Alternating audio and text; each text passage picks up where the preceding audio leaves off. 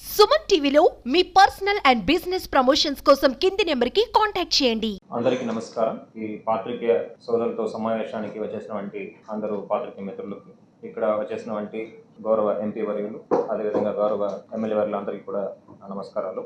ఈ press meet అనేది మే 7, 2020లో LG పాలిమర్స్లో leak అయిన స్ట్రెయిన్ మోనోమర్ వేపర్ వల్ల జరిగిన సంఘటన గురించి ఈ మధ్యలో ఎల్జీ పాలిమర్ సంస్థ ఆ బాధితులందరికీ కూడా ఎక్స్గ్రేషియా అందజేస్తామని ముందుకు రావడం జరిగింది. దాని మేరకు ఈ సమావేశం ఏర్పాటు చేయడం జరిగింది. గతంలో ప్రభుత్వం ఇచ్చిన సాయంతో పాటు అదనంగా ఈ సాయం అనేది వాళ్ళు అందజేయడం జరిగింది. ఈ సాయం ఒక వన్ టైం పేమెంట్గా వాళ్ళు చేస్తామని ముందుకు వచ్చారు. అంతేకాకుండా వాళ్ళ ఒక ప్రపోజల్ కూడా మీకు తెలియచేయడం జరుగుతుంది.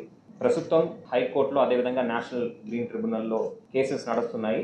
దానికి ఎటువంటి సంబంధం లేకుండా, దాని యొక్క అవుట్కమ్కి సంబంధం లేకుండా ఈ సాయం అనేది వారు అందజేయడం జరుగుతుంది.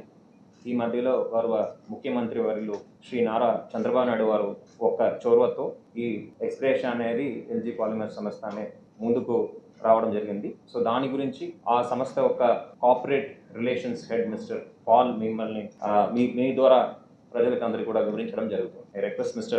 Paul to address the press and explain how this ex gratia is going to be given, and also the proposal from the LG Polymers side to the public through the media. Thank you. Affected by the unfortunate incident at the LGPI factory in Vizag.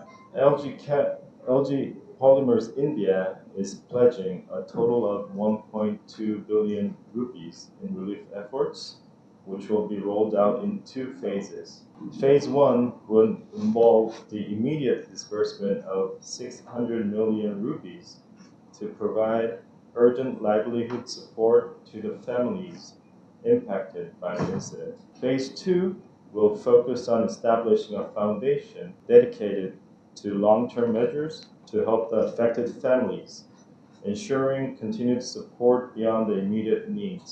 And today, I'm pleased to announce that LG Chem is ready LG Polymers India is ready to release the first phase of 600 million rupees. I also want to emphasize that our focus is on helping the families affected, offering this support as a gesture of pure goodwill and as an ex gratia relief for those impacted by the incident of 2020. While we cannot change the past, we hope this commitment will help families rebuild and move forward. Thank you very much. అందరికీ నమస్కారం అండి. Collector గారు చెప్పినట్టు ఈ incident 2020 తర్వాత వెంటనే ఒక 12 మంది చనిపోయారు. వాళ్ళకి ₹1 కోటి గవర్నమెంట్ ద్వారా ఇవ్వడం జరిగింది. అది కాకుండా ఇంచుమించు 500 మంది సివియర్ కండిషన్ తో హాస్పిటలైజ్ అయ్యారు. ఒక 20,000 మంది ఇంపాక్ట్ అయ్యారనేది అసెస్మెంట్. దాని మీద ఒక హై పవర్ కమిటీ ఉండింది, రిపోర్ట్ వచ్చింది. అప్పుడు మా ప్రభుత్వం కూడా లేదు. సో అది జరిగిపోయిన తర్వాత ఇప్పుడు గవర్నమెంట్ మారిన తర్వాత ఈ ఎల్జీ పాలిమర్స్ సంబంధించిన గ్రూప్ కంపెనీ ఎల్జీ కెమ్ ఏదైతే కొరియా నుంచి ఉన్నారో వాళ్ళ చైర్మన్ కూడా మన రాష్ట్రానికి వచ్చినప్పుడు మన ముఖ్యమంత్రి చంద్రబాబు నాయుడు గారిని కలిసి చంద్రబాబు నాయుడు గారితో మాట్లాడిన తర్వాత ఇక్కడ మన సమాజంలో మనం ఏదోటి చేద్దాము ఎల్జీ పాలిమర్స్ తరపు నుంచి ఇందాక కలెక్టర్ గారు అన్నట్టు 120 కోట్లు మేము ఇక్కడ ఈ ప్రాంత అభివృద్ధి కోసం, ప్రత్యేకంగా ఈ గ్యాస్ లీక్ వల్ల ఎవరైతే ప్రభావితం అయ్యారో మేము 2 విడతల్లో ఫస్ట్ విడత 60 కోట్లు అనేది వెంటనే ఒక డిస్బర్స్మెంట్ రూపంలో చేద్దామని, ఎక్స్ గ్రేషియా రూపంలో, మిగతా 60 కోట్లతో ఒక ఫౌండేషన్ ఎస్టాబ్లిష్ చేసి ఇక్కడ దానివల్ల ఇబ్బందులు ఎవరైతే ఫేస్ చేశారో వాళ్ళ కుటుంబాలకి ఆరోగ్య సమస్యల కోసం, విద్యా అవకాశాల కోసం, ఉద్యోగ అవకాశాల కోసం రకరకాల ఆలోచనలు ఆ ప్రాంత అభివృద్ధి కోసం, ప్రత్యేకంగా గ్యాస్ లీక్ వల్ల ప్రభావితమైన కుటుంబాల కోసం చేద్దామనే ఉద్దేశంతో ఈ 2వ విడత కూడా వాళ్ళు అనౌన్స్ చేయడం జరిగింది. దాని గురించే ఇప్పుడు పాల్ గారు వచ్చి చెప్పారు. మేము వీళ్ళతో మాట్లాడేది ఏంటంటే ఆ కంపెనీ ఆగిపోవడం వల్ల ఉద్యోగాలు కూడా పోయినాయి అండ్ వాళ్ళ భవిష్యత్తు కూడా ఏంటి అనేది ఒక ప్రభుత్వం తరపు నుంచి కూడా మేము ఆలోచిస్తున్నాము. ఆయన ఎండింగ్ లో అన్నట్టు గతంలో జరిగిన సంఘటనలో మనం కోల్పోయిన జీవితాలు మనం తిరిగి తీసుకుని రాలేము, కానీ ఎవరైతే వాళ్ళు మిగిలిపోయారో వాళ్ళ ఆరోగ్యం బాగా ఉండేటట్టు, వాళ్ళ భవిష్యత్తు కూడా బాగా తయారు చేసే బాధ్యత తప్పకుండా ప్రభుత్వం తీసుకుంటుంది. ఎల్జీ పాలిమర్స్ కూడా గుడ్ విల్ కోసం ముందుకొచ్చి 120 కోట్లు అనౌన్స్ చేయడం మేము కూడా వాళ్ళని అప్రిషియేట్ చేస్తున్నాము. అండ్ అది ఫస్ట్ విడత అనేది అతి త్వరలో కలెక్టర్ గారు ఆధ్వర్యంలో అది జరగబోతుంది. అది కూడా మనం ఎదురు చూడాల్సిన దేశవ్యాప్తంగా వార్తల్లోకి వచ్చినటువంటి సంగతి మీ అందరికీ తెలిసిందే. ఒకవైపు ఒక ఇండస్ట్రీకి సంబంధించి గ్యాస్ లీక్ అనగానే భోపాల్ తర్వాత ఈ సంఘటన ఒకవైపు ప్రభుత్వానికి ఒక పెను సవాల్ అయితే, కోవిడ్ సమయంలో ఆ ఇన్సిడెంట్ జరగడం కూడా చాలా ఇబ్బందులకు గురి చేసింది ప్రజలకి. ₹1 కాంపన్సేషన్ ఇచ్చినప్పటికీ ప్రజలెవరు కూడా సంతృప్తిగా లేని కారణంగా మనం చూసాం. ఒక క్లారిటీ లేకపోవడం వల్ల సాక్షాత్తు ఆ సమయంలో మంత్రులు వచ్చి అక్కడ రాత్రి నిద్రించి ఇక్కడ సేఫ్ గా ఉన్నాం, మీరందరూ రండి మళ్ళీ గ్రామాలకి అని చెప్పుకునే పరిస్థితి ఆ రోజు దాపురించింది. అంటే ఒకవైపు ఎన్విరాన్మెంట్ ఎఫెక్ట్ అయిందని, గ్రౌండ్ లెవెల్లో వాటర్ పొల్యూట్ అయిందని, అయితే ఎయిర్ పొల్యూట్ అయిందని. ఏదైనా ఇండస్ట్రీలో సంఘటన జరిగితే ఇండస్ట్రీలో ఎఫెక్ట్ అవుతూ ఉంటారు, బట్ ఇండస్ట్రీ బయట సామాన్యులు ఎఫెక్ట్ అయినటువంటి ఇన్సిడెంట్ కాబట్టి దీనికి చాలా ప్రాధాన్యత సంతరించుకుంది. కానీ కొన్ని హై లెవెల్ కమిటీ కూడా ఏవైతే ఈ అభ్యంతరాలు కానీ ఈ ఆందోళనకు సంబంధించినటువంటి అంశాలను అడ్రస్ చేస్తూ ఒక రిపోర్ట్ ఇవ్వటం, ఇవన్నీ కూడా మీ అందరికీ తెలిసిందే.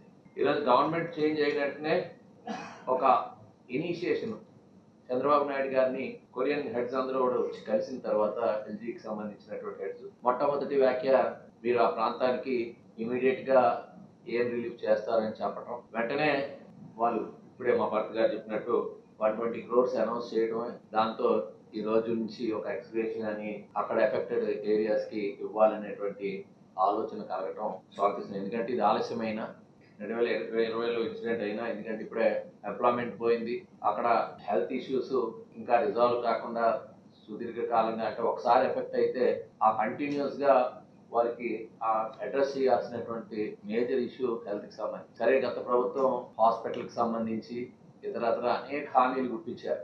ఆ గుర్తించినటువంటి హామీలు మీ అందరికీ తెలుసు, అవగాహన లేకుండా సూపర్ స్పెషాలిటీ హాస్పిటల్ అనౌన్స్ చేశారు. దానికి చాలా చేరువలు, అంటే వాకబుల్ డిస్టెన్స్ లో ఉండేటువంటి ఒక 30 bedded హాస్పిటల్ అప్పటికే NHRM లో గ్రాంట్ శాంక్షన్ అయ్యి డెవలప్ అవుతున్న హాస్పిటల్ పక్కన ఉంటున్నప్పటికీ ఆ పరిజ్ఞానం కూడా లేనటువంటి పరిస్థితుల్లో ఆ రోజు హాస్పిటల్ అనౌన్స్ చేసి, తర్వాత కాలంలో ఇక్కడ హాస్పిటల్ కట్టట్లేదు, ఆ హాస్పిటల్ డెవలప్ చేస్తామని 6 నెలల తర్వాత డిక్లేర్ చేసిన సంగతి మీ అందరికీ గుర్తు చేస్తున్నాం. అందుకని ఒక స్పష్టంగా ఏవైతే ఈ రోజు ఫౌండేషన్ సంబంధించి కూడా వారు చెప్పారు, రాబోయే కాలంలో ఏవైతే అడ్రస్ చేయాలో అక్కడ ఉండేటువంటి వారి సుదీర్ఘకాల సమస్యలు, ఎడ్యుకేషన్, హెల్త్, వెల్ఫేర్ అన్నిటితో పాటు వాటర్ కి సంబంధించి, డ్రింకింగ్ వాటర్ కి సంబంధించినటువంటి ఒక సురక్షితమైనటువంటి మంచినీటిని కూడా ఆ ప్రాంతంలో అందించడానికి కావలసినటువంటివన్నీ కూడా భవిష్యత్తులో చేయడం జరుగుతుంది. అయితే ఇప్పుడు ఎఫెక్టెడ్ ఏరియాలో ఉండేటువంటి వారందరికీ కూడా ప్రధానంగా మీకు వెంకటాపురం వెంకటాద్రి గార్డెన్స్ తో పాటు అజంతా పార్క్, బాపూజీ నగర్, ఆరవరిపురం,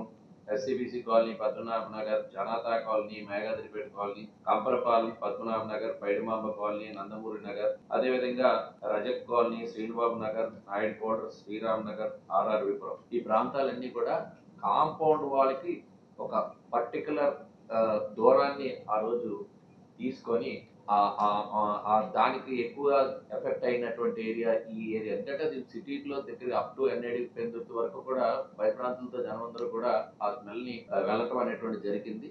ఇంకా మేజర్ గా పక్కన ఉండేటువంటి వెంకటాద్రి గార్డెన్స్ కానీ వెంకటాపురం ఎక్కువ ఎఫెక్ట్ అయ్యారు. చనిపోయినటువంటి కుటుంబాలతో పాటు ఎక్కువ హాస్పిటలైజ్ అయినటువంటి ప్రాంతం కూడా కావడం అనేటువంటిది మీ అందరికీ దృష్టికి తీసుకొస్తున్నారు. కాబట్టి వారందరిలో ఏదైతే ఈ బెనిఫిషియర్స్ అన్ని కూడా గతంలో ఏదైతే ఆ ఏరియాకి సంబంధించి ఐడెంటిఫై అయ్యాయో వారికి ఇప్పుడు ఎక్స్గ్రేషియా అనేటువంటిది నేరుగా ప్రభుత్వం నుంచి కాకుండా నేరుగా వారి కంపెనీ నుంచే వారికి ఎక్స్గ్రేషియా ఇవ్వడానికి నిర్ణయం తీసుకున్నారనేటువంటిది మీకు తెలియజేస్తుంది.